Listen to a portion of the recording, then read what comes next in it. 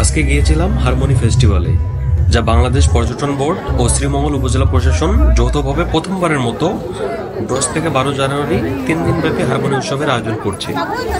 মৌলভীবাজারের শ্রীমঙ্গল উপজেলার বাংলাদেশ চা গবেষণা ইনস্টিটিউটের পাশে অবস্থিত কাকিয়াছড়া সরকারি প্রাথমিক বিদ্যালয় মাঠে প্রতিদিন সকাল 10টা থেকে রাত 8টা পর্যন্ত এই অনুষ্ঠান চলবে।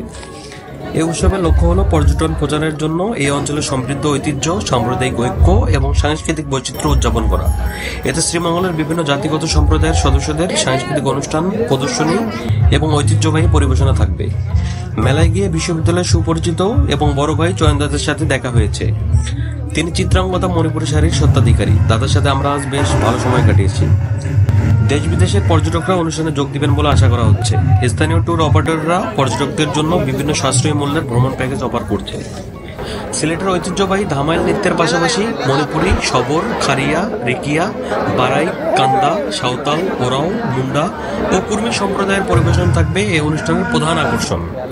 বিভিন্ন সম্প্রদায় তাদের পোশাক এবং অনন্য ঐতিহ্য প্রদর্শন করবে, যেমন তীরন্দাজ এবং বাঁশের কুটিতে আরোহণের প্রতিযোগিতার পাশাপাশি খাসি সম্প্রদায়ের সুপারি ও বাঁশের কারুকাজ, ত্রিপুরা এবং মণিপুরী সম্প্রদায়ের তাঁত বুনন অন্যতম। আজ এ পর্যন্তই। সবাই ভালো থাকবেন, সুস্থ থাকবেন।